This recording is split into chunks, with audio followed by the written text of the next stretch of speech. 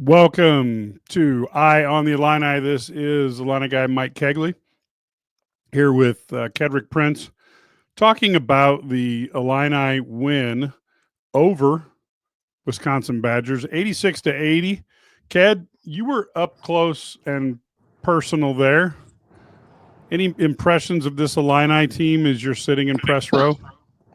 Yeah, I saw a lot of NBA scouts here tonight. Number one, Brad Sturdy and I did talk to one of them. Um, it's a lot different when you see it up close at the games at press row than what you see on TV. You tonight, I heard a lot of calls and fouls that didn't get called, and uh, it's different. It really is different. I tweeted one tweet. The Marez Johnson went up for a dunk.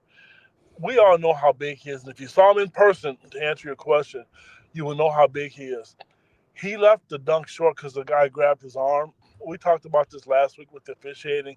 Jeffrey High Knees, man, he should retire. He's becoming the new Ted Valentine for me. Not a fan. That's they won the game, but we talked about officiating last week. But the play was good overall. I was really impressed. We'll talk about some individual performances at some point, but just really, really impressed. I thought tonight would be tough.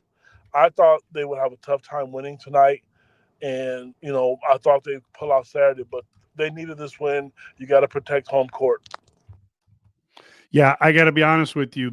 If it wasn't for some of the calls that we saw, especially that little spate at the start in the first few minutes of the second half, I think Illinois could have cruised to a victory. Now they do have a tendency to shoot themselves into wins and almost shoot themselves out of wins occasionally.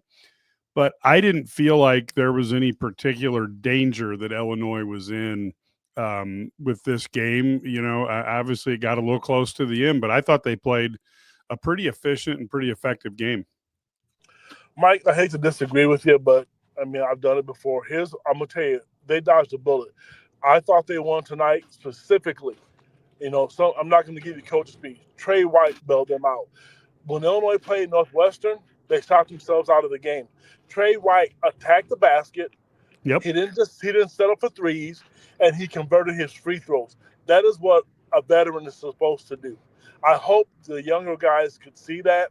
I hope they could understand that's what you have to do to win, because he didn't settle for a three. He was 2 for 3, I believe, in the first half.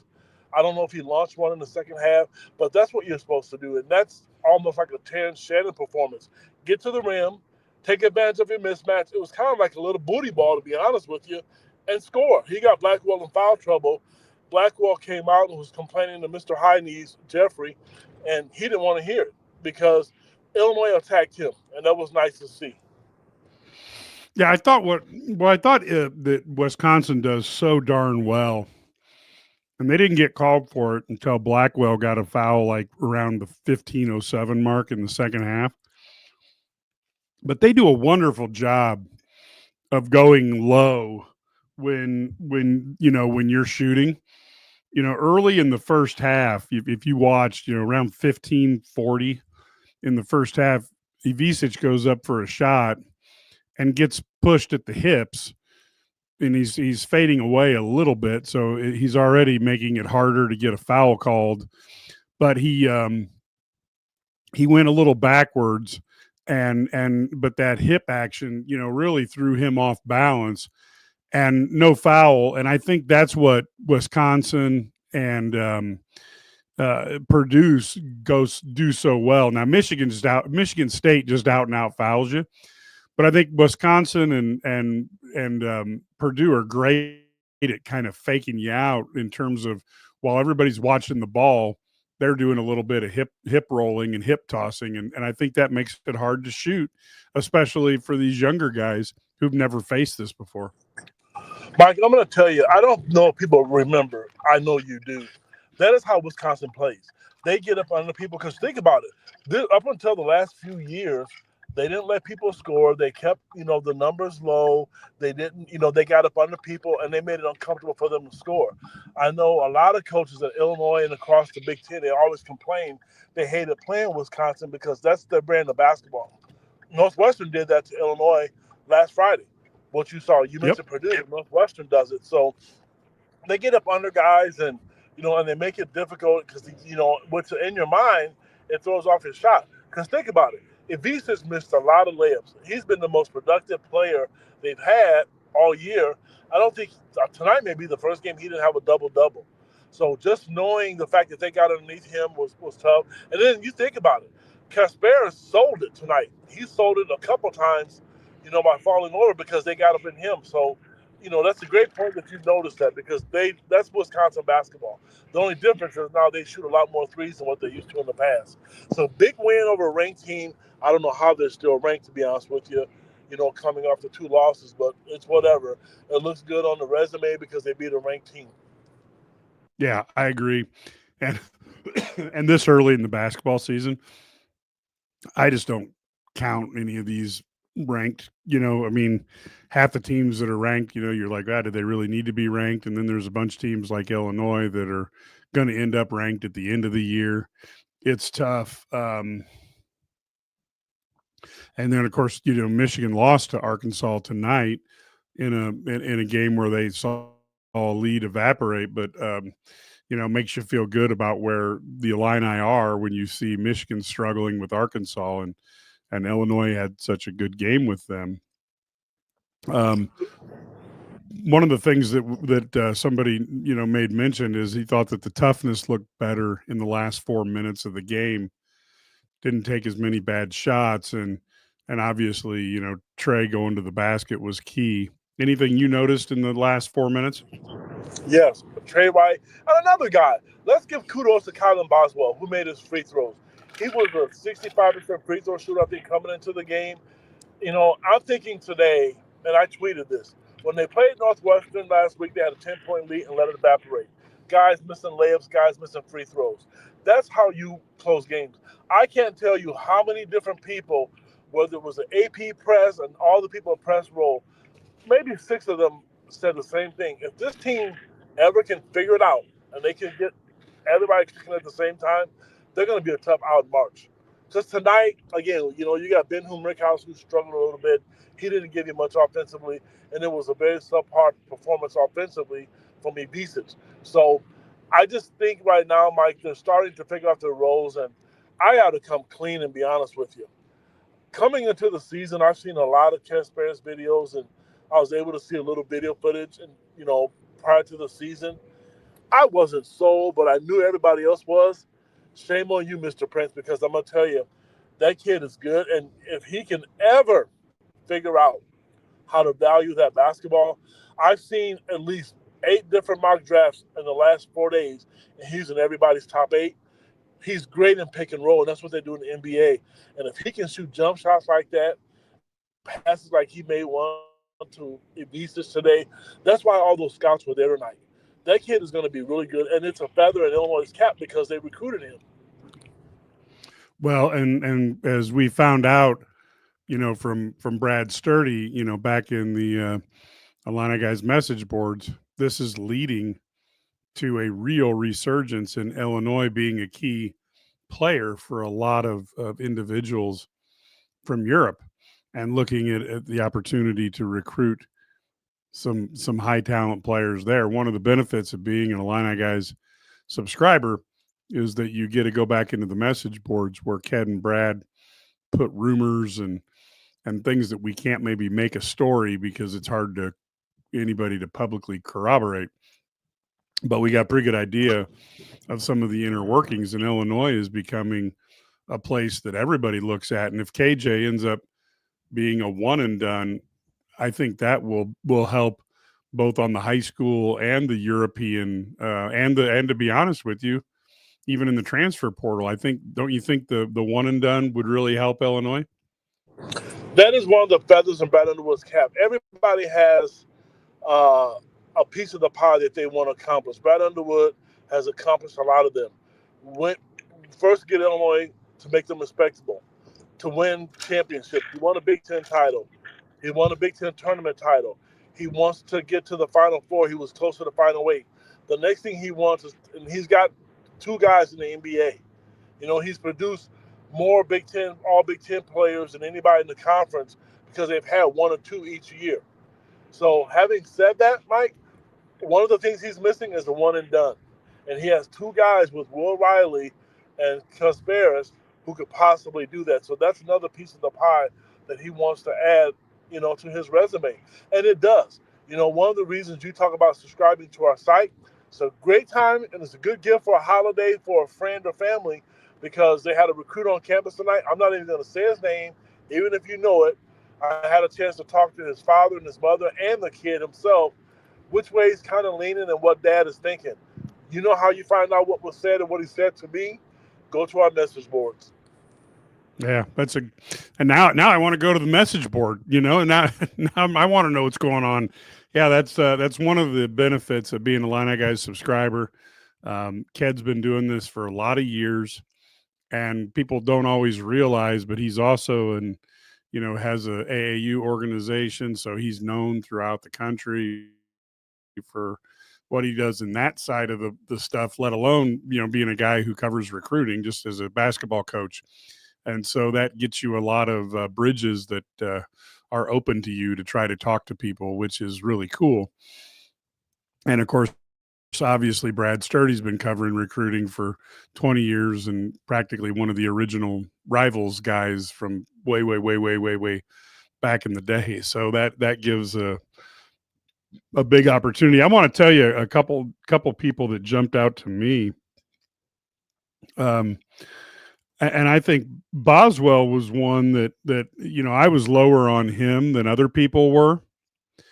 But holy cow, kid. I mean, you talk about really, good defense, constantly guarding the top guard threat on the other team and really doing quite a number on them and you're not going to hold a guy scoreless, but you can make him, well, I guess he's done that too, but you can make them really work where they're just less productive and they're having to work so much on offense that it sometimes even frustrates their defense. But I thought he really played excellent defense today, and his sense of timing, 4 rebounds, 6 assists, 7 for 7 from the free throw line, 19 points. Boy, I thought that was about as good a game as we've seen in a while. When you look at the defense and the offense together with him. I'm going to tell you, an individual performance, impressive. When you asked me earlier in the show, I forgot, and I apologize to the people listening. If anything stood out to me, I don't know if everybody's played basketball before, if you played it at a high level, but that kid has to have blisters underneath his feet because he guards. Everybody was worried about who's going to be the next on-ball defender because they talked about Terrence Shannon. If you saw Kylan Boswell play defense in person, that kid has to have tape all over his feet because he is constantly burning up those Nike shoes that sponsors Illinois because he guards, and that's impressive. He has gotten better. I don't know if any Arizona fans are listening to this podcast. The best thing for him was to come to Illinois because now you're seeing him be the real Kylan Boswell. He's flourishing in this system. He's no longer looking to be just a part of the team. He's looking to be a leader. The free throws were impressive. I mean, I can't say enough because we've complained about it. He was clutched down the stretch. Yeah, I thought he was really impressive. The other thing, and maybe you can comment on this, I know Trey White played well, but you know what I liked most about today was coming out of the timeout after he had that putback dunk and the crowd was chanting for him. The smile on his face was so good. And I know he at times has been pressing just like Rickhouse is pressing. But to me, just to watch a kid out there smiling and having fun like that, we sometimes forget how important that is. And I just thought that was huge. Mike, let me tell you real quick here. I saw that, and I'm happy for him because I was at games when I saw him put his head down. He was pouting, he was hurt, he was frustrated because he wants to be better. And for all the people out there who are being negative to Ben Rickhouse, listen, he's not trying to miss shots. Is it frustrating to watch him go 1 for 9 and start the game 0 for 3? It sure is, and I feel truly bad for him. But it's not like he's trying to miss shots. So you got to give the kid credit, and you got to let him get going because at some point in time he's going to catch fire. Yeah, totally agree with that. The other thing I think too is, Ivasic didn't have his best A game on offense, but he still got 11 rebounds. And Illinois, I really think the difference in the game was that 40-29 rebound difference, because up until the very end, there was Wisconsin was shooting better until they had to start forcing stuff, and Illinois was surviving a team shooting better than them by out rebounding and getting their own misses. And I thought that was really critical to their opportunities today, was the way they dominated the board. And we heard during the game that Brad Underwood really challenged his team to do a better job, particularly on the offensive boards. And my thought process was, we really saw that come to fruition. You're talking 15 of their 40 rebounds were offensive rebounds. Mike, last week, a couple of us complained about Coach Underwood talking about offensive rebound because people were complaining about the three-point shot. Tonight, he proved us all wrong.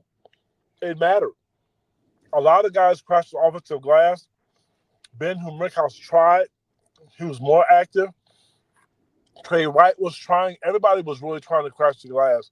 And if you're going to shoot threes like that, if you miss them, most of the time they're going to come out long.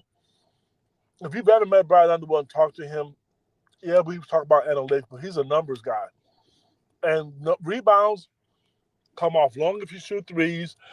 The ball, if the person shoots the ball on the right side of the basket, if they miss, there's a percentage, I don't remember what it is, it's going to come off on the other side. Brad studies those numbers, and that's why he mentioned rebounding last week when they lost to Northwestern. Yeah, and it's just so critical, and that was probably the key that we saw, is that the way it works is you just get stuck out there, and the interesting statistic that Brad's used for years, and you can find this on YouTube if you dig deep enough, is 75% of the shots miss to the opposite side that you shot from. And we used to use that when I coached, the same thing, guys shooting from the left, get your butt over to the right, or at least if you're on the right hand side, you better be looking for a rebound because you got an opportunity to scarf one. And I think some of the better players, I don't know if they know that, but they instinctively play for that, I think. Well, I know that was the point of emphasis this week. I know they worked on it. You could see it. It was totally different. The kids were aggressive. I liked it. I know I don't want to jump the gun here, but I'm really looking forward to Saturday. I really am. I think Saturday you're going to see a game that's going to be a high-scoring game. I just hope there's no Big Ten officials involved with it, because you're going to get an SEC team against Illinois who likes to score points. They grinded it out at home tonight. This team is really it's tough. It's hard. They're hard to figure out because I know how good they can really and truly be, And for all we can nitpick about little things. They won. They beat a ranked team at home. They beat 2 ranked teams this year, and their schedule is tough. You beat Tennessee Saturday, Duke is house money to me. But I'll tell you another one. You better watch out for Missouri. That's not going to be the same Missouri team that you played last year. So there's going to be another opportunity for them to get a great win on their resume, because Missouri is building something down there. Illinois has the players and the style of play where they can play with a lot of people. They can go big. They can go small. Their defense, there's a couple spots that I'm concerned about defensively, I have to be honest with you, because there are times when you get a lead, it can't just be Kylan Boswell. I think Trey White is good enough to guard. I think Draymond Gill's Longhorn is good enough to guard.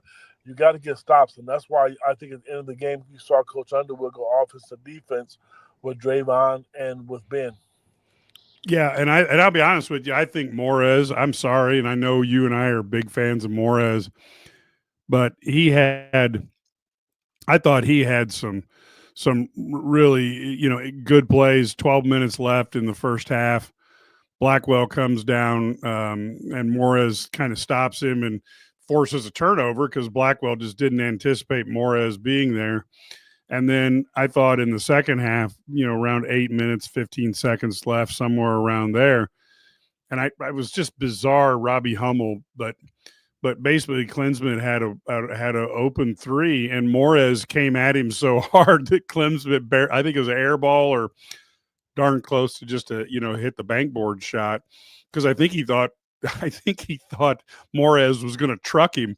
But that helped defense that Morez, folks, if you're watching these games, you got to watch when Morez comes and helps from the weak side. He had one play where he helped out on two different people when I should have wrote down, but when one Wisconsin guy had the ball and Morez came to help and he passed, and then Morez pivoted back and actually helped on the guy that the pass went to. And I think that is really important. No, go ahead. That's just really important to watch those little things, because that's how you win a basketball game. Well, you talk about being at the game close up. I can't say because this is PG, but there was one time Brad Underwood, Morez had a block and he didn't block it, and Coach Underwood screamed, and it was a lot of explicit lyrics. I mean, words I can't say, but he knew there was a time where Morez could have blocked that shot all the way to Memorial Stadium, and he didn't do it. So, but you're right, we're a big fan of his, and that's another guy. He looks big on TV, but damn, when you see him in person, Mike, I remember when we saw him, he was in 9th and 10th grade. That dude is huge, man. He is a big specimen and is strong. I mean, somebody made a comment that he's raw offensively. I don't think he's raw offensively. I just, they don't get the ball to him in spots where he can score. This offense, he's not going to be a shooter, but there are times where he can get the ball and get putbacks, and if teams make a mistake and switch, there's times where you can utilize him. I was glad to see him play tonight more. I'd like to see another 5 or 6 minutes from Draymond, but I'm really happy for Trey White, like you mentioned. I really am. And when the ball starts going for Ben Humrickhouse, look out, because I'm going to tell you, I know people are mad. I've seen people tweet, why Brad's still playing and why is he still going? And here's the deal. Brad is a player's coach, and I was a shooter, and you got to let him go. And the only way they get better is to shoot their way out of it. That's it. I'm sorry. I know people don't like it. It's the truth. You can ask many coaches. Most of the successful coaches will tell you, if you got kids can shoot, you let them go. Because if you think he's going to shoot this way all season, you're kidding yourself. He didn't do that against Arkansas. So, there's going to be games where he makes shots. And I think when he gets going, with the Beasts playing the way he's playing, the Conspirators and Kylan now taking over, hopefully Trey White, this will trickle down. This will be the team. And then the bench. I really, really think this bench is going to play dividends for them too. Yeah, I think this was an interesting case study for the Illini, because Rickhouse didn't shoot well tonight. Ivisic didn't shoot well tonight. And to be honest, Will Riley played within himself a little more, and so he didn't score as many, but he also didn't. I think he had 1 3 that I thought was questionable, but other than that, I thought his shot selection was pretty good. So you've got opportunities for guys who've proven they could score to score more points. And when Kylan and Trey and Kasparis are all playing well, this is a tough team, but you could get 2 or 3 more guys that are really contributing. And I think that's something that we forget about this team. The way Underwood put it together is designed to have everybody be able to score. I'm really curious to see what Greg Gard had to say about Illinois tonight. I really am, and to talk to a couple of scouts, because I know there was a couple of times when Kasparis hit shots, and you could see, TV may not show it, you could see Greg Gard just grimace. I mean, you could tell what Brad is doing. He's showing the rest of the country in the Big Ten where to go get basketball players. I can tell you, at some point in time, you're going to start to see other kids, other coaches go overseas to get some of these players. Yeah, well, Illinois needs first pick, so Oh, that of that's course. that's they can do whatever they want, but let's make sure Illinois gets that first pick so we don't have to worry about that. Um, Well, Mike, they have Orlando Antigua, and I'm telling you, talking to the recruit that was there tonight, that is why that guy is on campus. This kid was on campus tonight. I'll tell you his first name. You can look up the rest. Alexander. They are there because of Orlando Antigua. Say what you want, think what you want. O is what we call him on the message board. He is a masterful recruiter, and he knows how to sell the university, and he does a remarkable job with it. Like I said, during the game, in all my years of covering and doing interviews and talking to recruits, this is the first parent who texts me on a recruiting visit during the whole game. The whole game, we text, and that tells you where Illinois is and how this dad is in love with Illinois. They love when the stadium start rocking, and the shots were falling and the fans, and it's just a great situation right now. Illinois basketball program is the whole athletic program is in a good spot right now. yeah, I totally agree with that. And again, I think one of the things for anybody who's never met Coach O, and I've met him one time for an evening, and I will say that he has a superpower that you see out of very few people, which is when you talk to him, he is able to have this infectious enthusiasm that makes you think that he got up that morning just to talk to you. And I can see where if you were a recruit with that superpower, he would be really quite formidable in terms of being a recruiter out there because that personality is just natural. And there are not many people who could do that. If he wasn't a basketball coach, he'd be in sales somewhere. Oh, without a doubt. And I'll tell you what, I mean, I want to comment on the Draymond Gibbs Longhorn part. The person who saw that. That is Yep. tough. I give him credit.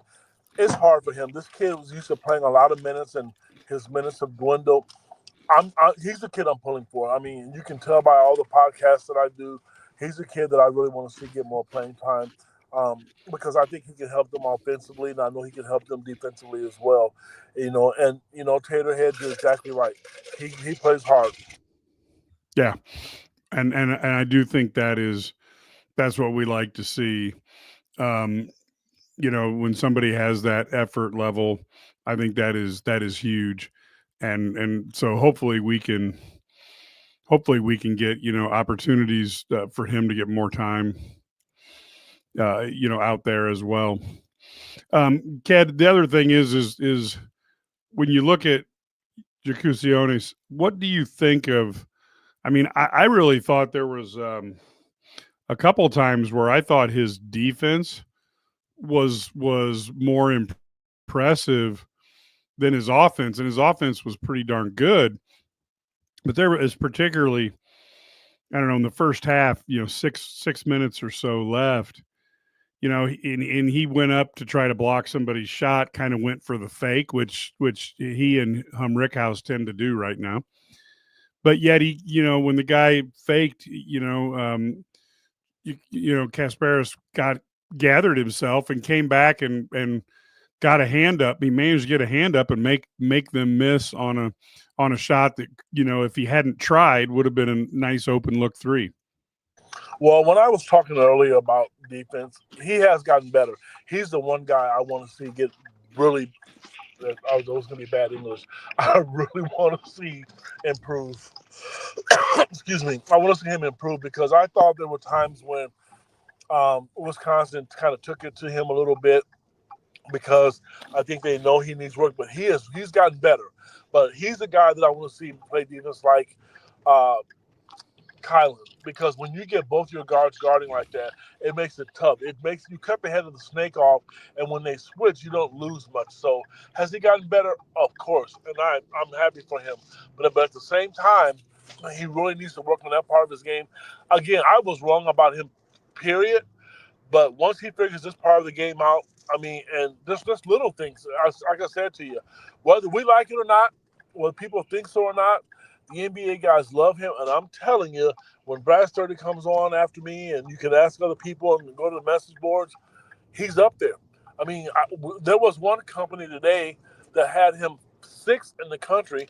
One has him at four. That tells you how good he is. Yeah, you have to give kudos to Brad Underwood and Antigua and Jeff Alexander for uncovering some of these things, because there were guys over there, and there were guys who were making and asking a lot more money than what he was to come over to the U.S. So not only do they get a really good player, but they got a value. I mean, Illinois does not have infinite NIL. So, if you can get a guy who's really good for a little bit less, that's good. There's not a lot of people who are like BYU or Arkansas that can pretty much just go, okay, well, we'll just give you whatever you need. That's not the way it works. And then in terms of taking a look at players and what they did, I know Jake Davis wasn't in for that long, but I thought he passed up a shot and got KJ the ball one time that I think that other players might have thrown up there trying to get their basket. I thought that was good too. Yeah, you know what Jake does? He plays within the framework of the offense. He's not trying to be Superman. He's just coming out there. Brad wants he gets in the game to knock down shots. I mean, that's why he's in there and to play defense and rebound. I think he's a good guy to offset Ben right now, because I mean he's not as tall as Ben. He's probably 6'5", 6'6". But if you go back to the Arkansas game, he knocked down a big three in the corner. And so the more they play, the more that they know they're going to get minutes, the more comfortable you are. Again, we talked about Trey White enough, but he knew he was out there enough, and he knew he was going to contribute.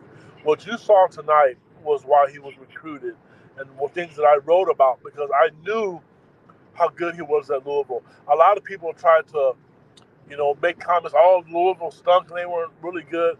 I'm sorry, I don't really care about that, because this kid was putting up 14 points a game, 15 points a game in the ACC against Clemson and Duke and everybody else. So, now you're starting to see it.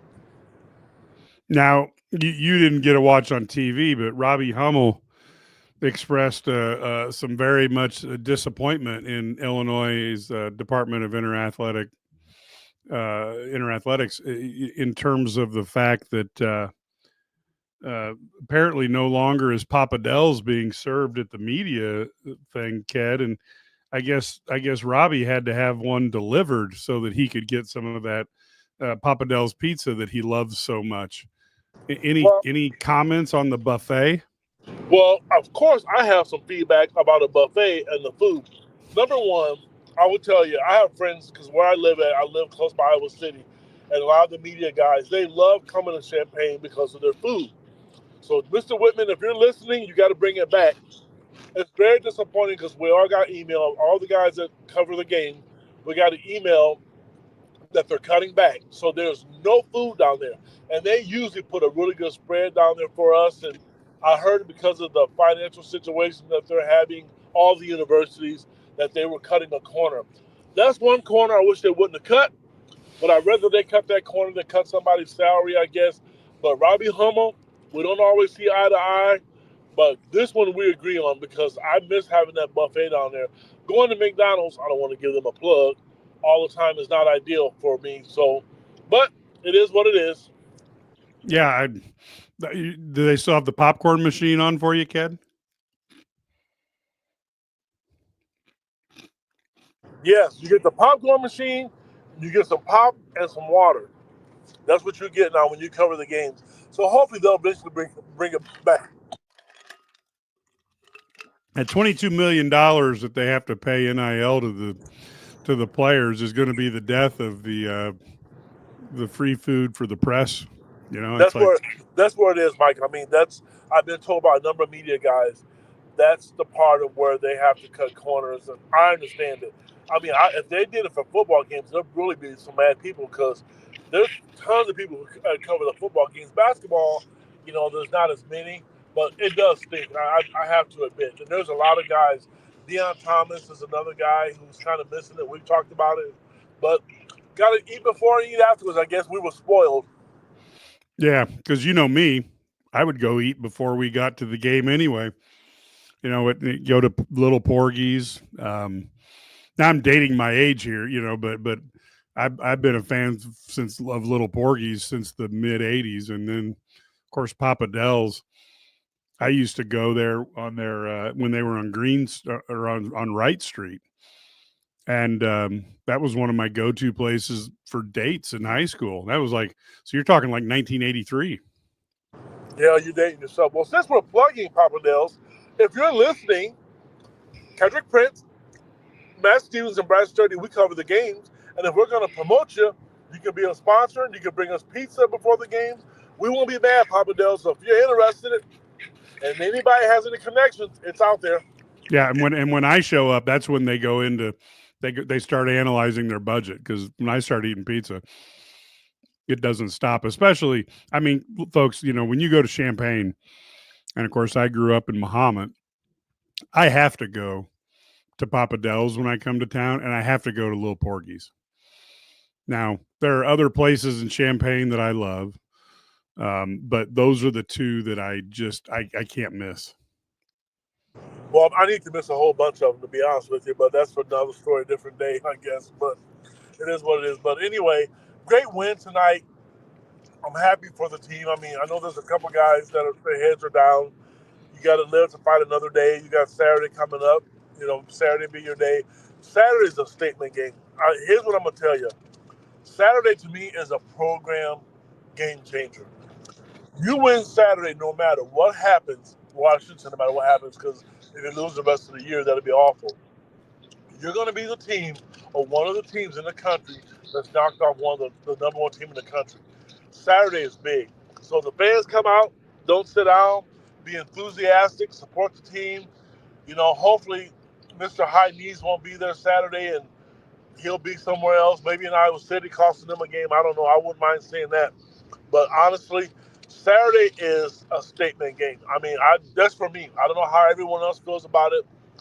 You got to win Saturday, and it'll be one hell of a Christmas for a holiday season for a lot of people. Yes, and that would be, of course, that's Saturday, 4:30 p.m. on Fox. That will be a heck of a game, as we are looking at really, like you said, a statement game for the Illini. I don't know if they can win it, but boy, it would be a fantastic one. And of course, we're right about, what are we? We're darn near 20 years away from, I guess it was just a week or two ago when Wake Forest got beat by Illinois. And That was the loudest I've ever. There was a Michigan State game once, but that Wake Forest game, I'll be honest with you, I could feel my heart pounding in my chest. It was loud. Never have I seen it that loud before, Mike. And you're right, it's been a long time, and it's going to be a tough game. But here's the deal: Illinois owes Tennessee. They went down to Tennessee last year and got beat. Tennessee protected their home court. Return the favor and do the same thing.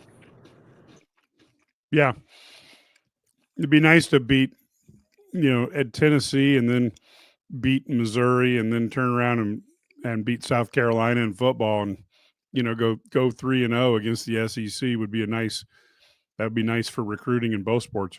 Well, they already have a win against Arkansas, so I mean, and that's already, so that's a start. And I'm looking at that. That's why I like all the SEC games, because this is going to matter. I hate seeing all the Big Ten schools lose to SEC schools, but I really want to see them take care of business, because that way, when the seasons come out in March, that won't go against them. Well, the Saint Dominic needs to use his rosary then, if he doesn't have his hopes up for the Tennessee game. Start praying now. Got a few days to get in some good prayers. Maybe that'll be what Illinois needs to turn the corner on this one. I'm feeling pretty confident. I could be wrong, but I'm never like that. I'm one of the most negative bullies there is. You know what? When Illinois played Northwestern, I was the only guy who picked Northwestern. Sorry, Brett Bielema. This Saturday, I think they're winning. Yeah, well, that's good because apparently they looked good today, according to Taterhead. So we'll hope that they don't look good or Illinois looks better come Saturday. Any news, anything that you can divulge on the football side of things? Anything going on there that is interesting? I was told there were some recruits on campus. Didn't get any names because I was doing the basketball thing, and I heard there was some recruits on campus tonight. There was some, and Matt Stevens, I believe, wrote a nice piece for the Illini guys. I don't know if it's on our site yet. It will be about how they're going to attack the transfer portal. Um, Winning those 9 games is really good for Illinois and for Brett Bielema. So I'm going to do some research on my way home. I just got to make sure I stay awake for this 3-hour ride home. And then hopefully on the board I can find out who some of those players were, and I can contact them and find out their interest level with Illinois. Yeah, because I do think Illinois. That story's coming out tomorrow morning. Of course, I think sometimes we will post those stories ahead of time on the subscriber on those message boards so that people can get a look at them beforehand. And of course, obviously, most of our stuff is got a paywall on it, so people will have the opportunity to obviously if you're a subscriber you get everything, and we'll occasionally try to put stuff out there ahead of time so that you can get a look at it ahead of everybody else as well. But that message board, it certainly intrigued me. Matt looked at their 4 position groups that Illinois is looking to get, and so that is very interesting. And well, looky here, Brad Sturdy is on board here. So, Brad, heck of a game tonight. Any thoughts from you that just pop out based on that front row seat you got? Yeah, I thought Illinois did a really good job on Tanjay, and really Klesmet and Blackwell. They really did a good job of making it difficult for them. Tanjay shoots 5 for 15. Kylan Boswell has become, very similar to a Trent Frazier type defensive stopper at the guard position. The weird part about it is that Boswell is actually physically stronger than Frazier too, so I think he actually has more maybe versatility defensively. May not have the quickness that Trent had, but man, he's been impressive defensively. I thought Trey White, he was the story of the game. I mean, Trey White stepped up, came out and played extremely well. You saw some different matchups with White playing well. They're able to do some things like move White to the power forward spot, and I think that was important.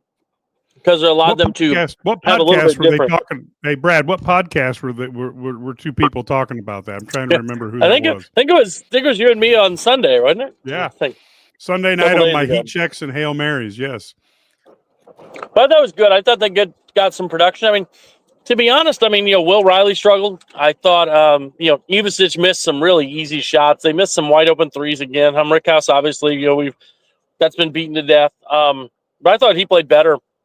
Defensively, I know he didn't rebound. That's a little disappointing, but I thought he played better defensively, and I thought he's going to make. Underwood really went to his defense post game and talked about how he's going to help us and he's going to make shots, and I think a lot of people fans are not the most patient group. We've had a lot of guys who maybe They didn't love Marcus Damask at the beginning of last year, and then at the end of the year, he was a hero. They didn't love Andres Feliz when he first started.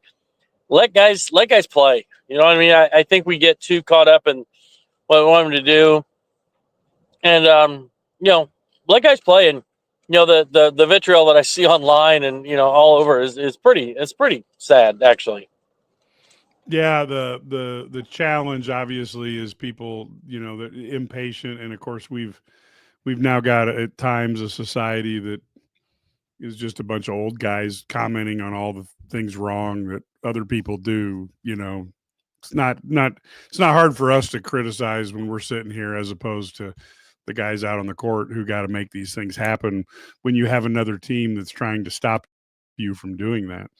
I thought it was really interesting how Tanjay and Stephen Crowell and Kamari McGee, well, all 3 of those guys were negative double digits on the plus minus tonight. And Crowell, at his size, didn't manage to have one rebound. I thought that was indicative of good effort by the Illini.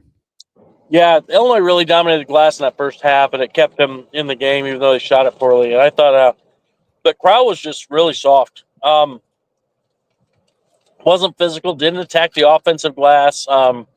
Which wasn't very good. I think Tanjay let his inability to make a shot affect him the way he played. I didn't think he guarded as well. I didn't think he rebounded as well. Just really didn't seem to have that toughness he usually has. So Illinois got in his head and did a good job with that. I thought Kylan Boswell, the other thing about his defense, his hands were so active. I can't tell you how many times he got hands on balls. Guy's driving in the lane, he gets a hand in there. And just, to stay chest to chest or chest to shoulder and stay in front of him and then be able to get your hand in there when he shows the ball, that's just textbook defense. I thought he did a fantastic job of that. Yeah, I got to be honest with you. I mean, he came through with key rebounds, I believe he ended up with 4 rebounds, but a couple offensive rebounds. He had 6 assists, 7 for 7 from the free throw line, 5 for 11 from the field. I really thought this is the Kylan Boswell that you and my son Connor have been high on, and I got to be truthful. I was not as high on him. But, man, if he plays like that, like you said, he's going to be an Illini fan favorite. Yeah, and, just a few games ago, he was terrible. You know what I mean? So, right. It's all that's why you kind of have to let things play out. He's still not – I don't think he's shooting the ball as well as he's capable. He's only shooting 20-some%, and he's career 40% three-point shooter. So, I would expect him to start making some more perimeter threes. I think he took a couple maybe that he shouldn't have taken. I think that hurts a couple off the dribble ones. But this guy's a proven shooter. He's going to be fine. I think his ability to get to the line has really changed his offensive game. And, he's already shot as many free throws, I believe, as he shot a year ago at Arizona. If not, it's really close in 8 games. So he's been active, or 9 games. Rather. He's getting in the paint. He's attacking the defense. He's playing out inside out.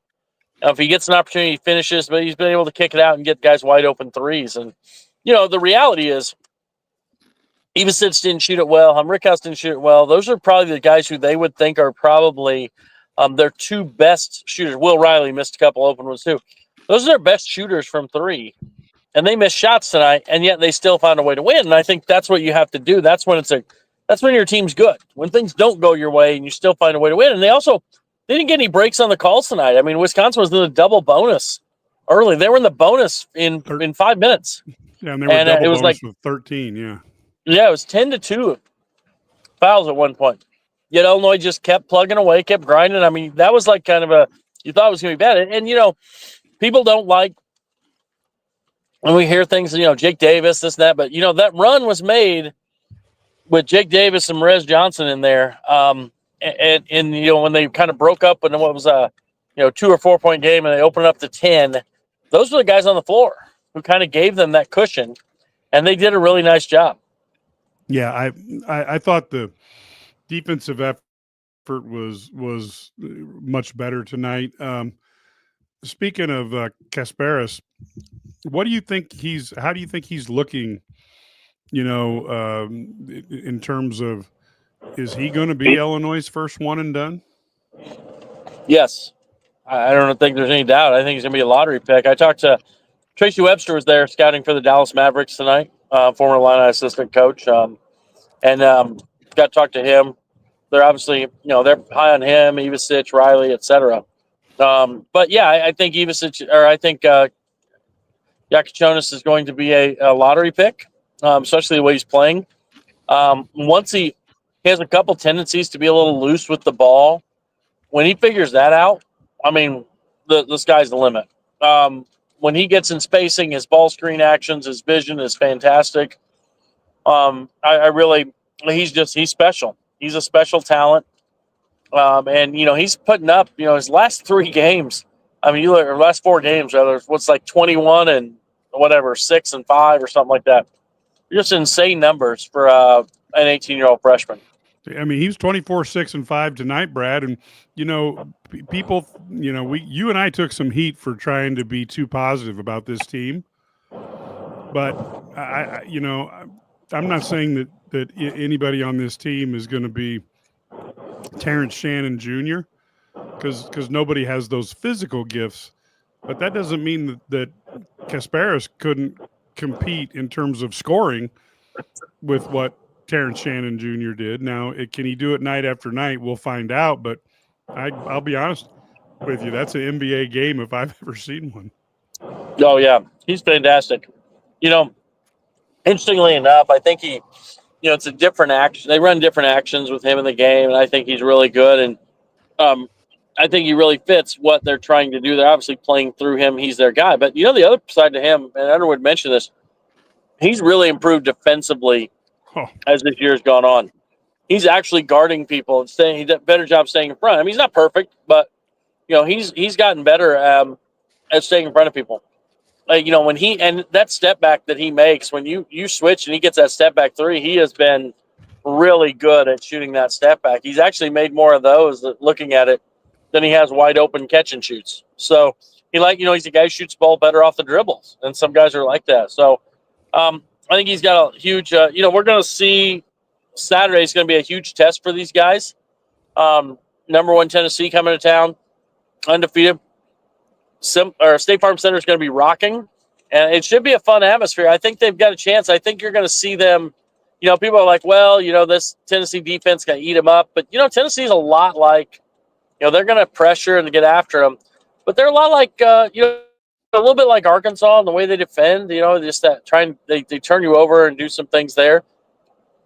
If they can take care of that, I mean, I think they're going to get some options. They're going to get some pick and pops. They're going to get some things in the half court that allow them. They just got to make some shots to hang with them. Yeah, I think that's going to be one heck of a game, and I do think Ked is almost darn near guaranteed an Illini victory, Brad. Well, hey, he picked us to lose tonight, though. Remember he said that? He forgot to tell us that part. Yeah, he said they're going to beat Tennessee, lose Wisconsin. And what did I say? Wisconsin, they're going to beat Wisconsin, guaranteed. So, yep. And I do think Wisconsin's a little overrated, and so we've just got to. Wisconsin's their front court. Wisconsin's front court is their biggest issue. I mean, Crowell is not as physical as he needs. They need a more physical guy. But I like their guards, Tonje and Klesmith and Blackwell. Really nice perimeter trio. They just need some front court. So now, Brad, I don't know if you can see this. If you're driving, I'm glad you can't. If you're a passenger, I wanted to put up that tweet that I know that guy in the sweatshirt. Yeah. That's always one that people enjoy. Yep. I'm sure he's a celebrity. From parts unknown. Yep. Any other thoughts as we kind of wrap up here that you got from sitting there up close and personal and rubbing elbows? We've already heard from Robbie Hummel that Illinois got to get upgrade their buffet game because no longer is there Papa Del's, which made me tear up at home. Yes, it is. It is definitely an issue. I think that's the biggest issue we found this year is no medium meal, no Papa Del's, no Portillo's, all that stuff's gone. Any chance for you to walk in and just have a meal with Coach Underwood like I did? No, I don't think that's allowed. But, they didn't have a post-game meal tonight. It must have been too late. But, no, I think, I do think one thing I'll say about this thing is that I really feel like this team is still a ways away from hitting their ceiling. Yep, I agree. But they're going to have ups and downs. Like Will Riley, we didn't talk about him tonight, but he's going to have moments this time in the Big Ten. He's going to go out and score 7, 8, 10 points in a row at some point and really put them on his back and be great offensively. I think the same thing's true. We've seen KJ do it. We've seen Boswell do it. We've seen Riley do it. but I think it's going to be different guys. Trey White tonight. I think you have a team that has a lot of weapons. When you start thinking Ivasic and Merez is a perfect fit as more of a, the rebounder physical guy to come in and, play 15, 20 minutes and give you 5,000, 5 rebounds, right? And so, they didn't even get a great performance from any, really from Ivasic, from Rickhouse, from Johnson. I thought Draven Gibbs-Lahorn was just okay. Um, so they didn't get great performances, Will Riley, et cetera. So this is a team that has huge upside. When they get a little more consistency out of those young guys, I think they got a chance to be really good down the stretch. Well, especially if Boswell and Trey White keep playing at this level. Holy cow. That puts a whole new twist on this team. Don't those guys fit the Big Ten? They're both physical. They're both strong. Yeah, and Boswell, I gotta give him cred, man. I mean, he was in there getting rebounds, and while Blackwell is a super physical player, Boswell could go toe to toe with him, which is pretty. Well, Tanjay, he guarded Tanjay most of the night. Tanjay is probably the most physical player. He's like one of the top in the country in free throw rate, right? I gotta be honest though with you, man. When Blackwell puts that arm out and gives, I mean, he is good. Yep. And he was moving guys. Dre Gibbs needs to put on about 40 if he's going to deal with him.